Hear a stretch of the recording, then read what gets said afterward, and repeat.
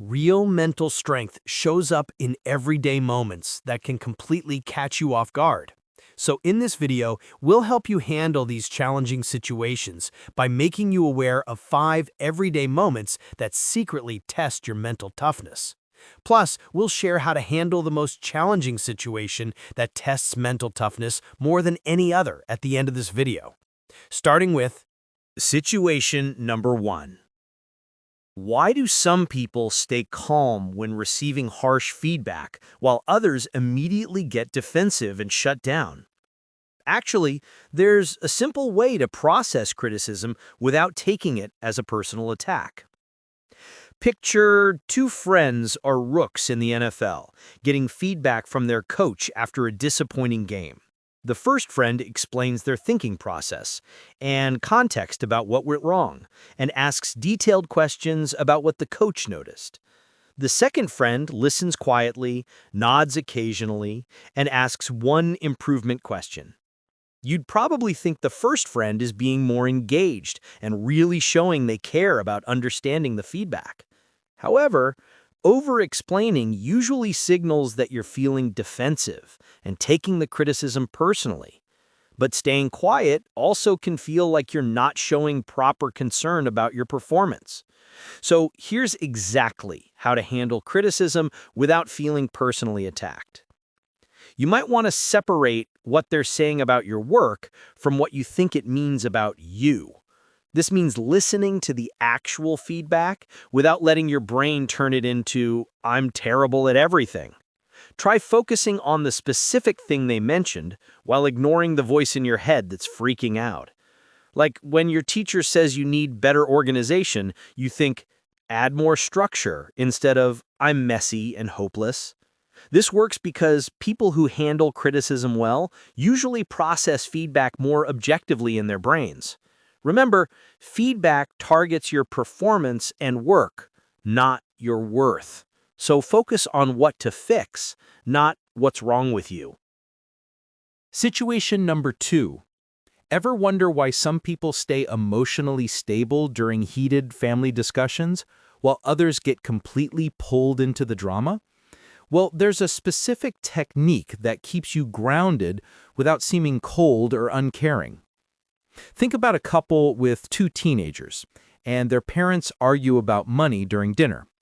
The first teen offers budget suggestions, asks thoughtful questions about finances, and tries mediating between parents. The second teen stays present but doesn't engage, occasionally nods, and gently asks if they should step away. You'd expect the first teen to be more mature and really showing they care about helping their family. However, jumping into family conflicts typically makes the emotional intensity worse and creates more drama. But staying detached also can feel like you don't care when your family is struggling. So here's how to support your family without absorbing all their stress and worry. Consider staying emotionally separate while still being physically present during family conflicts.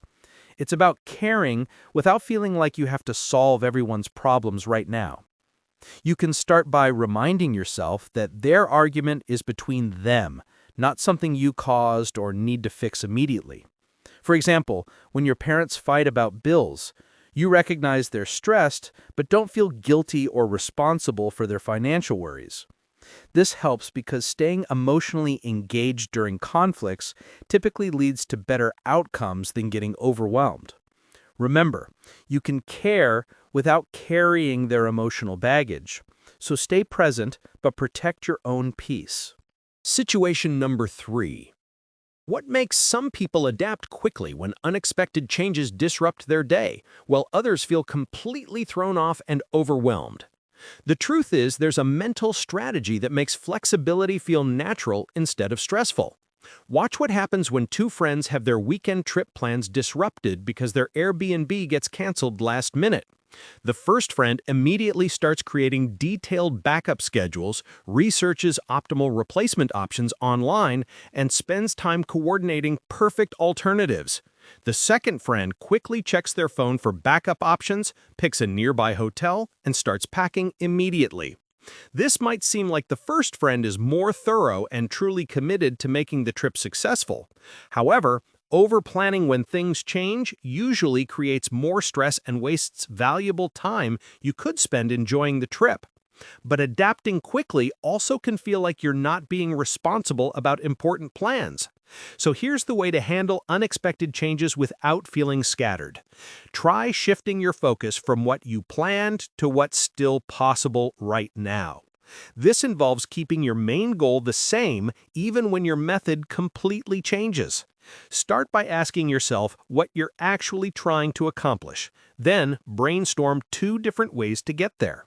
Say you plan to study at the library, but it's closed. You remind yourself the goal is learning the material and consider studying at home or forming a study group instead. This works since being adaptable typically predicts better well-being when facing unexpected changes. Remember, protect the goal, change the method. So stay flexible about how while staying focused on what. Situation number 4. How come some people maintain their confidence when exclusion happens, while others spiral into self-doubt and questioning their worth? It turns out there's a technique that protects your self-esteem during social rejection. Consider 2 work friends who both realize they weren't invited to an office happy hour that most of their team is attending. The first coworker feels disappointed, but assumes limited space and doesn't take it personally. The second coworker spends hours analyzing every recent interaction, replaying conversations, and trying to figure out exactly what they did wrong. This could look like the second coworker is more self-aware and really taking responsibility for their workplace relationships. However, overanalyzing rejection usually makes you feel worse about yourself and increases social anxiety. But not analyzing can also feel like you're missing important signals about how people see you. So here's how to handle social rejection without destroying your confidence. You can try treating rejection as information about the situation rather than proof of your personal failures. It's about recognizing that social decisions often have nothing to do with your worth as a person. The approach is thinking of 3 reasons that aren't about you personally before thinking it's your fault or you did something wrong. Picture yourself not getting invited to a party, as mentioned. You consider limited space, different friend groups, or budget constraints instead of everyone secretly hates me. Did you know social rejection activates the same brain areas as physical pain, immediately affecting how we feel about ourselves? Remember, their choice reflects their situation, not your value. Now, as promised, here's how to handle the most challenging situation that tests your mental toughness more than any other.